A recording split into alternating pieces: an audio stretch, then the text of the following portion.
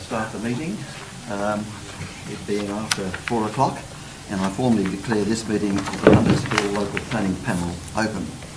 I should remind everyone that this meeting is being webcast.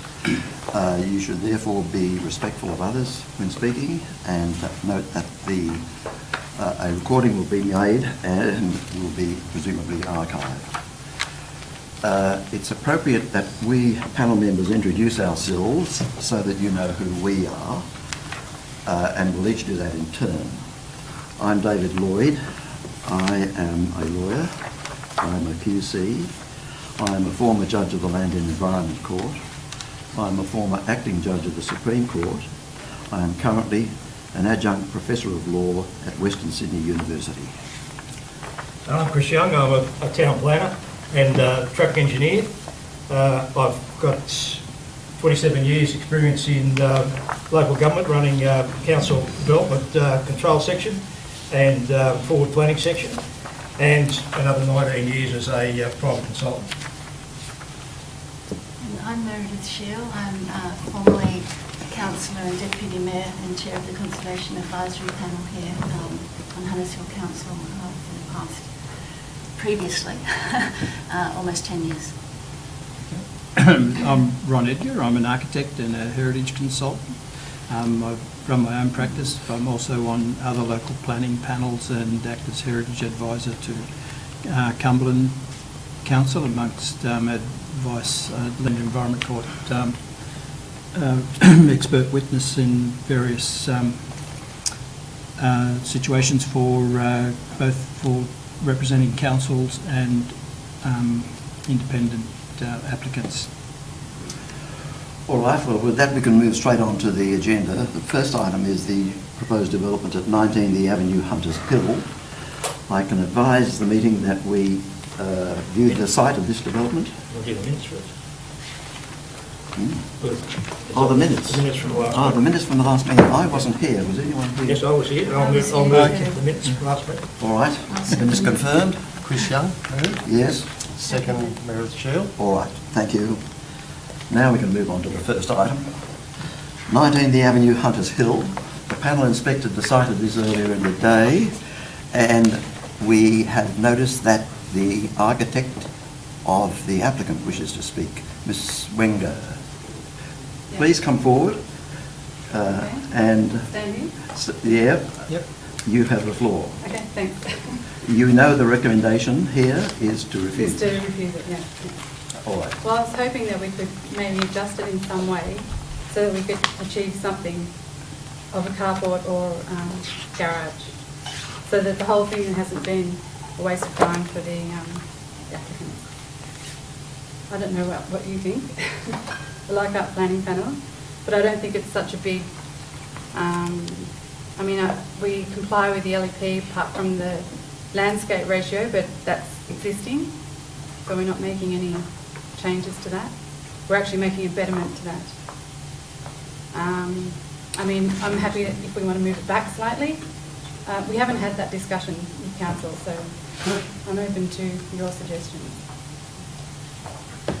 Mr. Chairman, can I ask a question then about, you've seen the recommendations in regards for the heritage matters there? Well, there was a recommendation that it could become a carport with a side screen and a slatted segmental overhead door, and I've only seen that now. Oh, okay. Okay. Do you have that Yeah, chance we could do that, yeah. Have you received any communication before regarding the non-compliance of the garage? Yeah. We received, what's in the report. Yeah. We had a couple of DCU meetings before, where we had, not Greg Patch, but Graham Hall. He actually seemed to be in favour of it. So that's why we pursued it. But it just now seems like it's been refused for, we're not quite sure why really, apart from the 1 metre setback rule. I don't think it really makes a big difference to anyone on the street. You've seen a huge development next door. I don't know if you saw that. Yeah, we went on site. Yeah, I don't think it seems like It's an absolutely outstanding, the ugly structure. It's going to improve the streetscape. I mean, it's all in the statement of environmental effects and in my clause 4.13. Thing. So, That's all you wish to say? well, I thought this could be a discussion. Is that It is. possible? Yes. So I'm happy to. Could I just comment there that you hadn't seen Greg hadn't Batch's seen- comments from January? I saw the first one where he said he would refuse it, but then I didn't see the second one. That's just come out in this report. Okay. Can I just clarify, Chair? The architect's not the applicant in this case. No. So we have to deal with the applicant. So the applicant was advised, as our process, a week in advance, a copy of the report, advising them of a site inspection at 3 o'clock today. So the architect, unfortunately, probably not aware of the report or copy of the report, even though it's on council's website, what have you. So I just want to assist. Oh, no, I was aware of the report when they got it, which was Okay. a So week you ago. did know about the report? Only a week ago, yeah. Yeah, a week. That's But a we week. haven't had a chance to discuss it and Okay. change it. Yeah. Okay. Well, in view of the report, are you proposing to perhaps amend the plan? Yeah.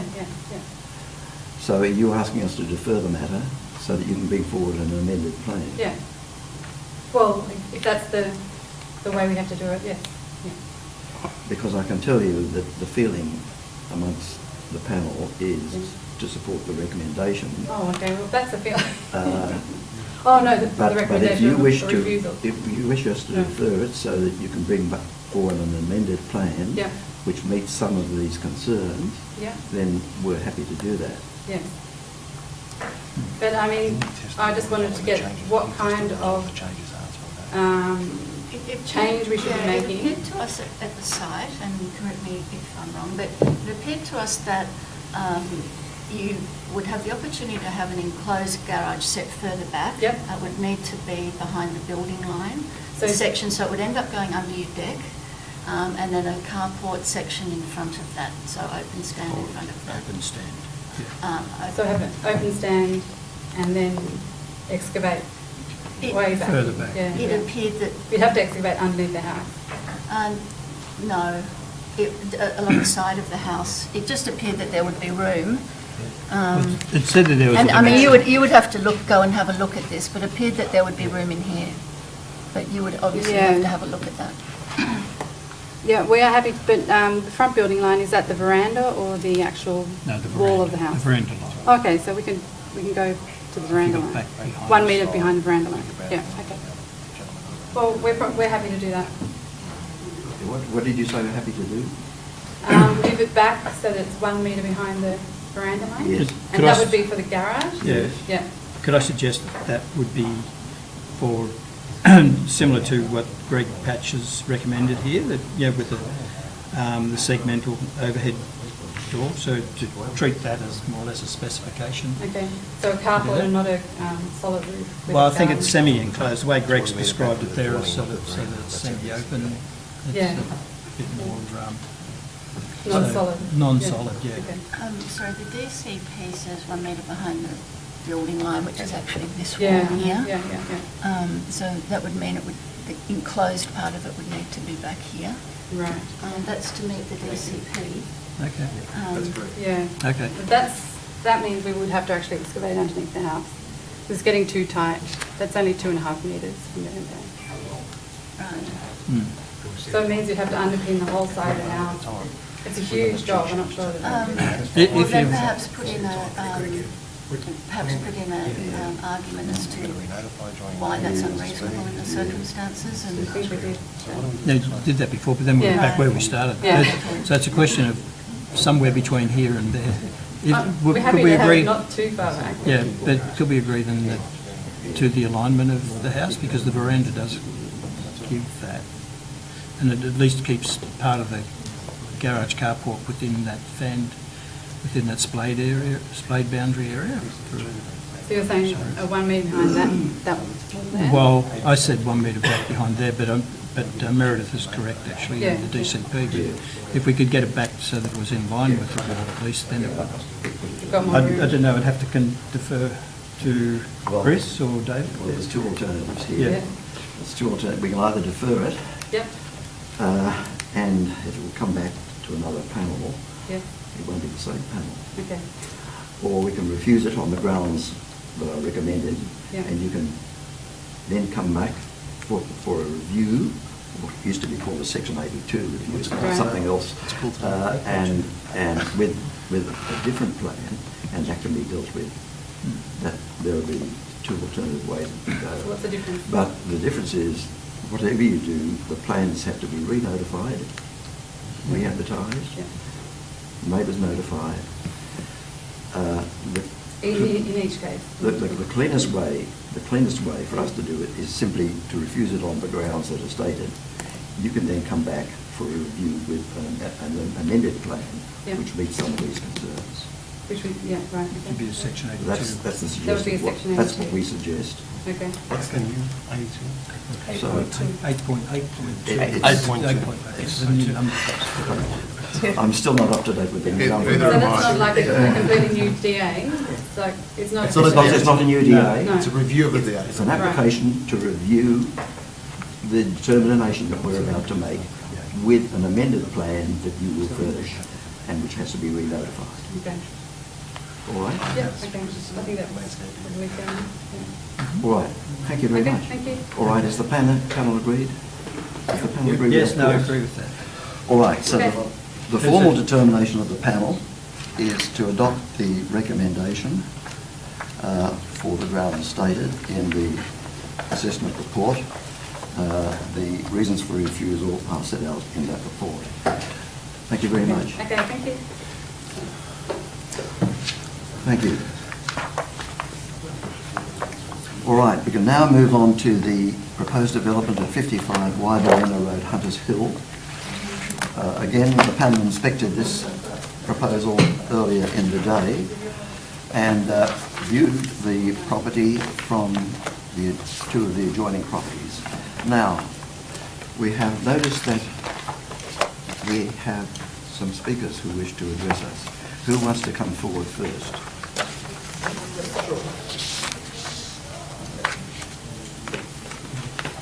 Thanks very much, Chairman. Mr. Canavan? Yeah, Mr. Ivan Carver, yeah, from 28 Wyberina Road. Yes. Yes, thanks for coming over and I should having a look. remind I you, think. you only got 3 minutes. Yeah, sure. So look, as I noted, my main issue is the room above the garage, because fundamentally it impacts a lot of our living areas for, I guess, privacy, amenity, and to me, there's a significant loss of our view, which is not in accordance, I guess, or contravenes, the LEP 4.3 and quite a few of the control plans, council control plans. And I guess what I said earlier too, which probably really got me irate a bit, is that the town planning report is very misleading. It really diminishes the real impact on our property from having that room facing us. In fact, the development control plan actually has a way that, I guess visual impact should be assessed. And actually we've got to do a template.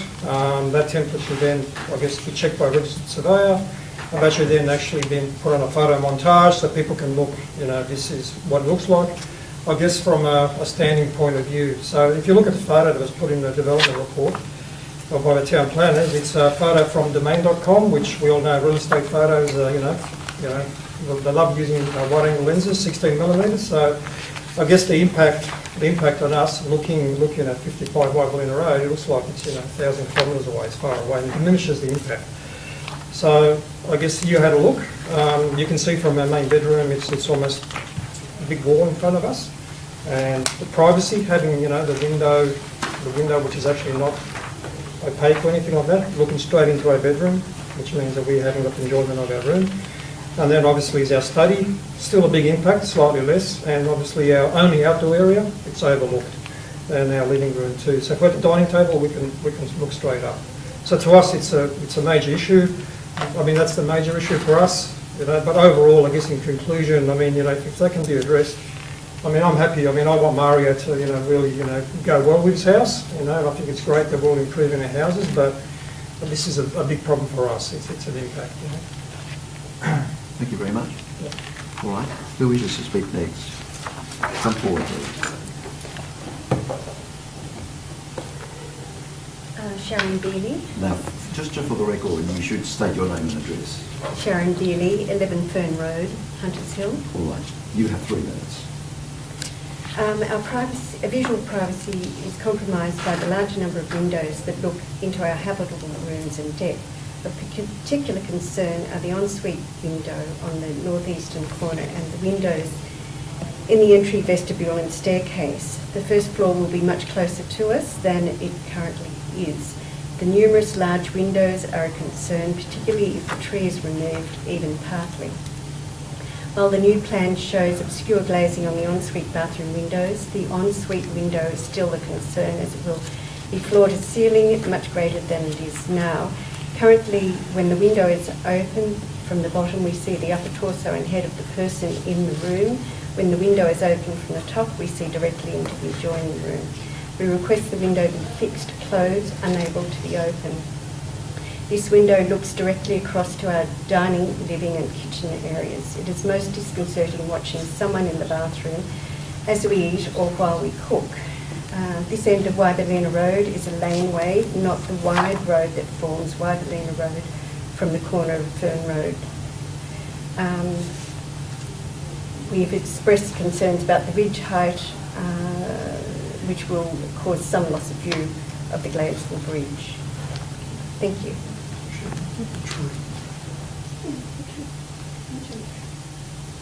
All right. Just a question on the side. Mr. Veerley asked a question about the existing tree at the front. Mr. Veerley, can we just... Well, I'll ask the architect to come forward and he can tell us what's going to happen there. Mr. Geshit? Yes. Please. Thank you. My name is Eli Geshit. Well, first of all, the first question is what's going to happen to the tree? Okay, I'm not the architect. Unfortunately, the architect had another meeting at Blacktown Council. My understanding is the big tree at the front will be retained. No Yes. plans to remove it. Thank you. So you're a planner, are you? Yes. All right, thank you. Okay. Proceed. Okay, I'm ready to proceed. Okay. First of all, we take on board Council's recommendations for approval. I'd just like to quickly respond to some of the objections that have been raised. Yes. In relation to view loss, I believe Council's assessment report has covered view loss pretty well, in that the views are not they're not devastating impacts to the water. I believe there's still going to be some part of the Gladesville Bridge that will still be retained. So overall, I don't think views are as much of a concern from our point of view. There was a comment about no photo montage from the neighbours, from the street. A photo montage wasn't provided. However, we requested to provide a photo montage from the rear, from the water. But that doesn't really relate to any view impacts. Regarding the northeastern windows on the first floor, in my view, the neighbours at the residents at 55 Wyberlin also have, want to retain their own privacy. So I don't believe that's an issue and hasn't been picked up in Council's assessment report. Regarding the Council's final recommendations, I just want to query the panel with that. First of all, there's a recommendation for a deferred commencement. I think this application was lodged on the 18th of July to start off with. That was 7 months ago. So any deferred commencement will further delay the owners getting their approval. The deferred commencement conditions linked to some conditions that I'd just like to run through with you. First of all, with Schedule 1, Schedule 1, number 2, and 48. Page 48, panel. Yep. Yes. To condition number 2 regarding the privacy screens, we accept that condition. Yes. I don't believe there has to be deferred commencement for that. What about paragraph 1? I'll get to that. Condition 4, suitable trees being planted. That we did provide a landscape plan, and I don't see how that needs to be deferred commencement, and generally those things can be dealt with at the CC stage. Regarding condition number 1, regarding the southern facing windows, I don't believe the panel members went into the property itself.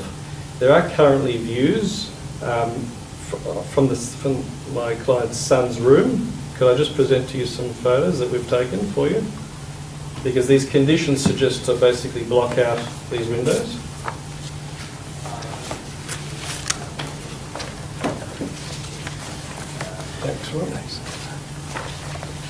So essentially, these conditions are suggesting, number 1, to either put in privacy screens, or number 2, to change the windows to have obscure glazing. So what these photos are just showing to you, so figure 1 shows there are existing views of the water. Okay, if we put in privacy screens or obscure glazing, we're going to lose these views. I should note too, the concerns raised by council is to ensure privacy for the neighbours. However, the actual views from the window, you can see on figure 4, 3 and 4 actually show that it's actually the front garden. So figure 4 was taken from on top of the garage. So that's what's there at the moment. You can see there's no real direct windows or living rooms in this view. So what we're really trying to recommend to the panel is to delete that condition entirely. Yes. Because we don't think it's reasonable. The room also will be a sitting room, okay, and another room will be a bedroom. They're both low-use rooms.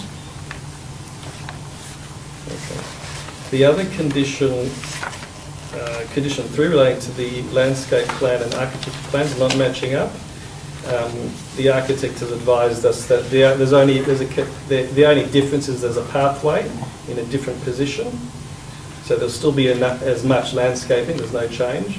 And the architect has advised me that we're going to rely on the landscape plan, in this case, as the correct plans for the DA. And the architect's plans can just be changed slightly. So there's no change to the landscape at the front, only to the point of the location of a pathway. So you're objecting to paragraph 3 of the deferred commencement conditions? We're okay with it, yes, but I don't believe it should be rolled up in a deferred commencement.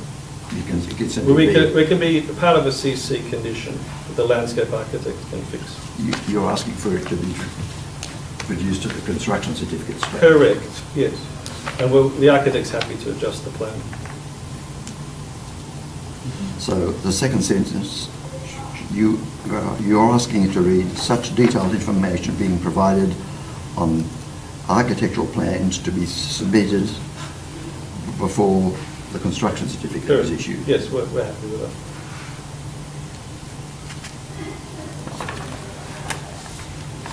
So, I guess in conclusion, we're happy with Council's recommendation, and we agree with all the points they've made in relation to views.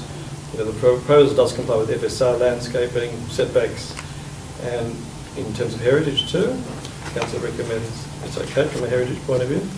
We just like Council just to delete the deferred commencement and adjust and delete condition 1 relating to the southern windows. And we're also okay with there are special conditions, 8 to 12, which really relate to the ongoing use of the building. Yes. And we accept those also. All right, now the panel members may have some questions of you. Okay. Yes. Go for it. I've got a question, Mr. Chairman.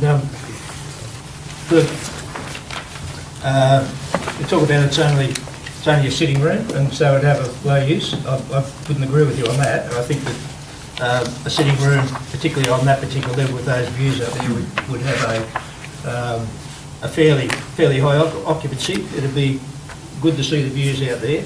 The windows that are suggested in Schedule 1, 27A and B, are the side windows, so there's still a bit of...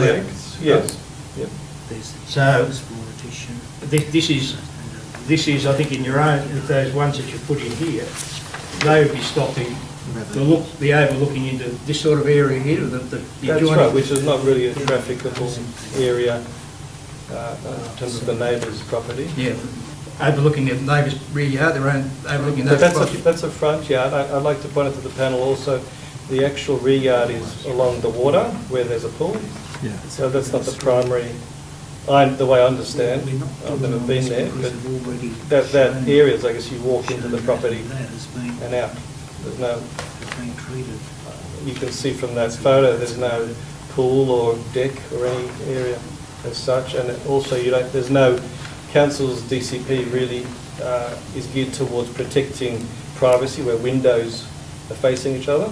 In this case, No, I think it goes more than that. I think town planning principles are such that they go more than just looking at from window to window. They're looking at preserving privacy and private open space areas and things like that. Yeah. And that's what the principle is. we understand that, but we're just concerned that if we were to agree with these conditions about those windows, my client's going to use those water views. So it's kind of a But catch-22. you still have significant water views They Yeah. do. Directly. out through. They do. Through there. Correct. They do. I just think those conditions are a bit unreasonable. Okay, thank you. Any other questions from the panel? I just wondered whether that could be mitigated by either screening or reducing the size of the southernmost window. I think that's what we're referring to. Oh, by either reducing the length of that window or screening that would direct the views so that they weren't directly onto Well, that. the views, yeah. Good point. The views you can see in the Yeah. pictures. It's primarily this one, the rest of them over. Well, there's views taken from inside the existing room, so the Yeah. windows are basically changing. Which is So only a couple of metres There's views of difference. figure 1, therethere's views, and figure 3, there's views. Just get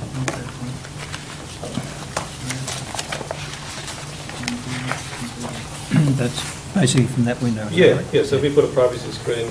I don't No, know. but that's, yeah, which is more or less similar to that position, isn't That's it? yours.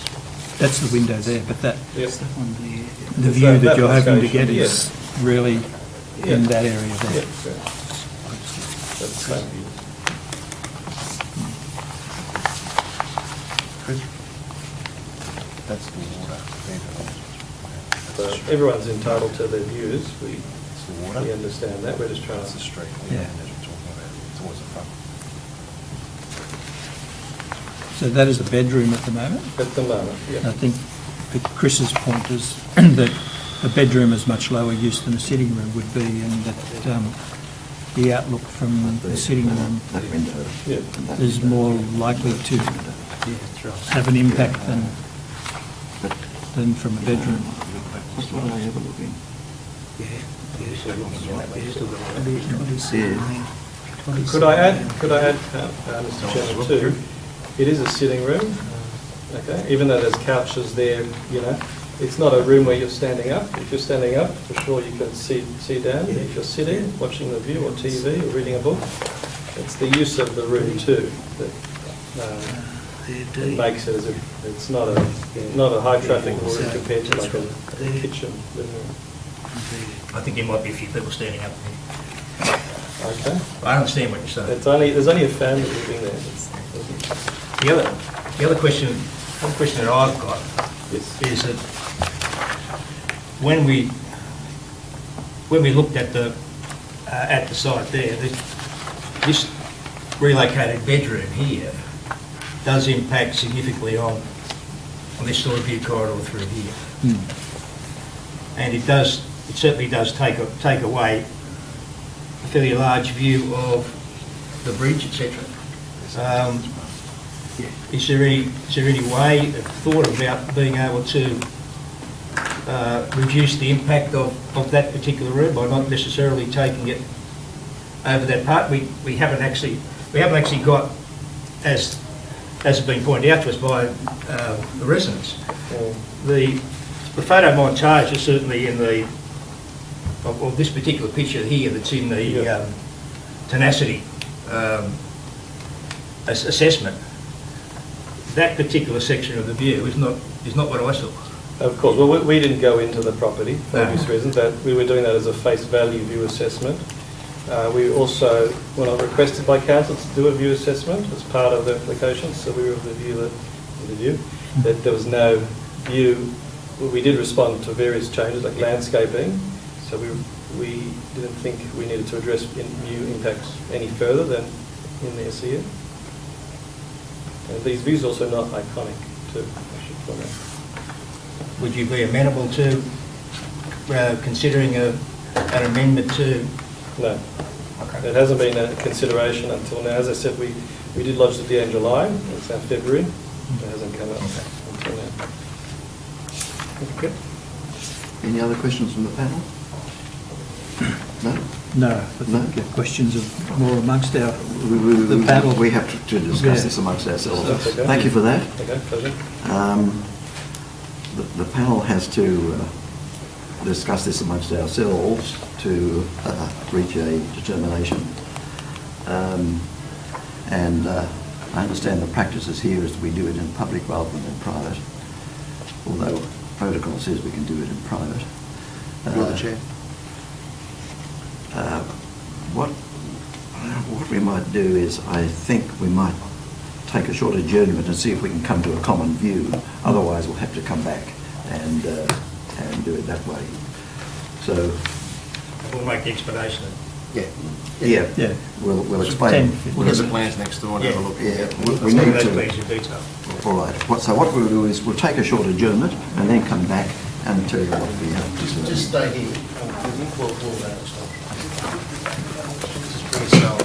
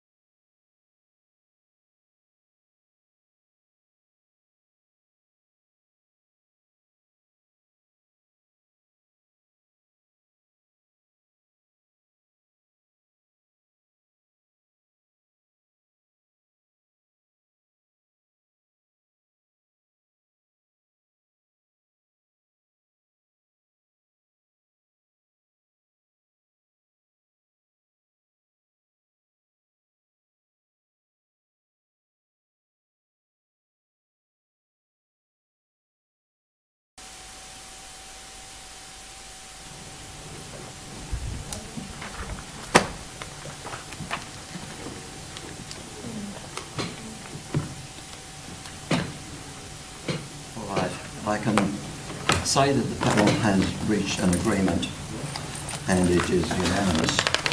And in doing so, we have taken on board what has been said by the objectors and what has been said on behalf of the applicant. The panel has been somewhat concerned about both view loss and privacy to the properties opposite.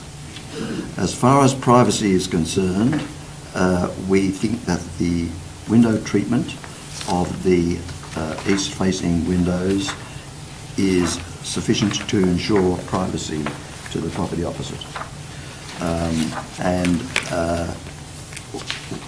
We are satisfied that that concern has been addressed in what is now proposed.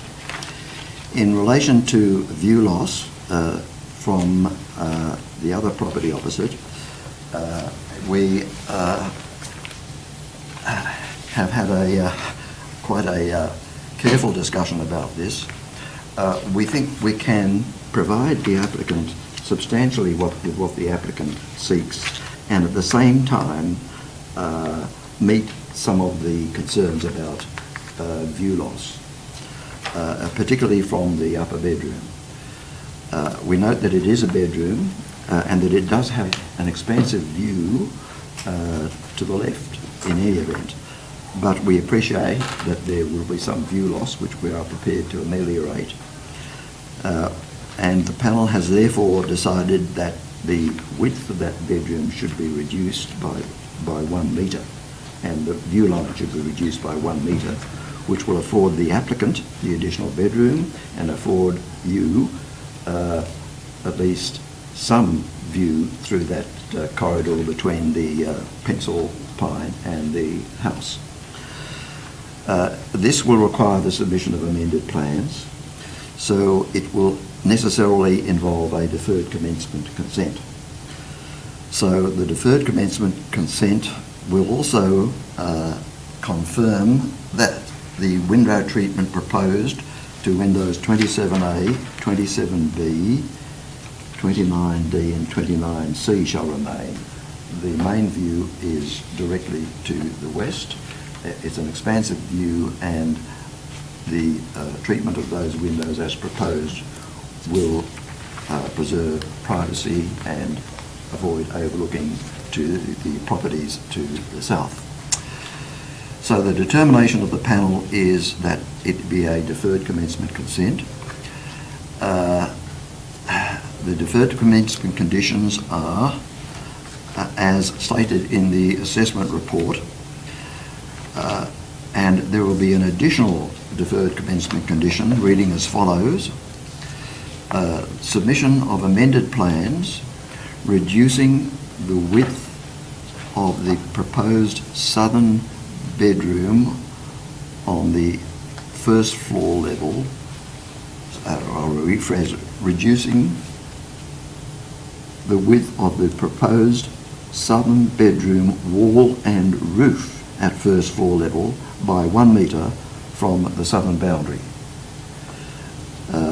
So that will be an additional paragraph 5 to Schedule 1 of the deferred commencement conditions. The rest of it is as written in the assessment report, and that then becomes the determination of the panel. The panel has to give reasons for its decision. This is a requirement of the legislation, and the reasons are as follows. Firstly, the development is permissible in the R2 low-density residential zone. Secondly, the development will be generally compatible with the emerging and planned future character of the area. Thirdly, the panel otherwise supports the findings contained in the assessment report and endorses the reasons for approval contained in that report, subject to the changes which we have mentioned previously in the deferred commencement conditions. I think I've covered everything, have our panel members? Yes. Yep. So that is the determination of the panel, and we thank everyone for your attendance and your input. And with that, I can formally close the meeting. Thank you. Do you want to do